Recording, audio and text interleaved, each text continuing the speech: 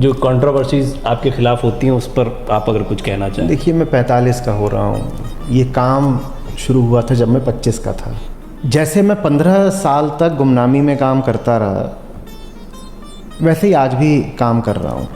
मैं सिर्फ यही थोड़ी देखता हूँ कि विरोध आ रहा है, मैं ये भी तो देखता हूँ ना किससे विरोध आ रहा है।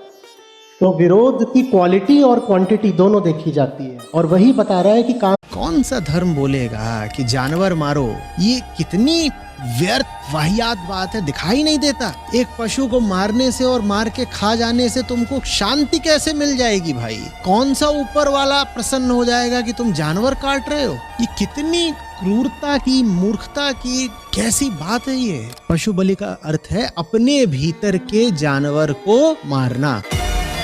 और कई बार ऐसे बचपन में घर में भी मैं राम नाम सत्य ये शब्द कह देती थी तो डांट पड़ती थी।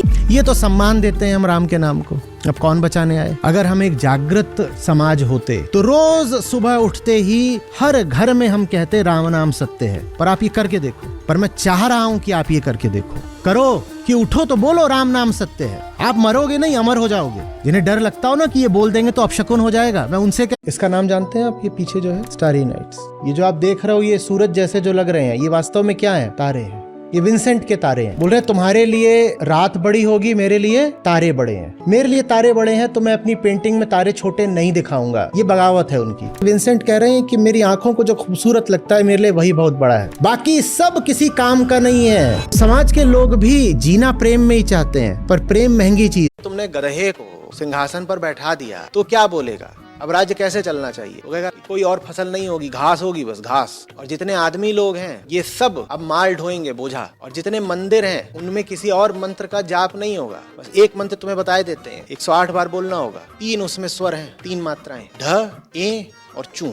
गधे को तुमने राजा बनाया है तो तुम्हें इसी तरह का पाठ पढ़ाएगा। घास नई नई फूटती है। तो एक स्कूल में होती थी मुर्गा दौड़, जिसमें क्या करते थे, 2 को अगल बगल खड़ा कर देते थे, दोनों की एक एक टांग बांध देते थे और फिर उनकी रेस लगवाते थे। अब वो बेचारे दौड़ सकते नहीं और एक दूसरे से रिहा भी हो नहीं सकते और रेस भी पूरी करनी है। भले एक टांग तेरी रहेगी, एक टांग तेरी रहेगी और दोनों की एक एक टांग ऊपर बांध दी है। इसको हम बोलते हैं कि देखो ये तो गृहस्थी की साइकिल के 2 पहिए हैं। भाई वो 4 व्हीलर था जिसको तुमने 2 व्हीलर बना दिया और बहुत खुश हो रहे हो कि 2 पहिए हैं। ये क्या चल रहा है? पैदा हुए हो फिर दुनिया की 800 दुनिया एक भी नए बच्चे का बोझ अब बर्दाश्त नहीं कर सकती। और ये आध्यात्मिक नहीं, वैज्ञानिक इकोलॉजिकल बात बोल रहा हूँ मैं। तुम बच्चा पैदा कर देते हो, बच्चे के साथ साथ रोड भी पैदा करोगे, हवा भी पैदा करोगे, मकान भी पैदा करोगे, पानी भी पैदा करोगे, अन्न भी पैदा करोगे। और पृथ्वी पर ये सब नहीं बचे हैं। बच्चा तो पैदा कर दोगे और रहेगा कहाँ, खाएगा क्या, सांस कहाँ लेगा, पिएगा क्या? कुछ लोगों के भीतर ये भावना हो सकती है कि हम पिता की तरह काम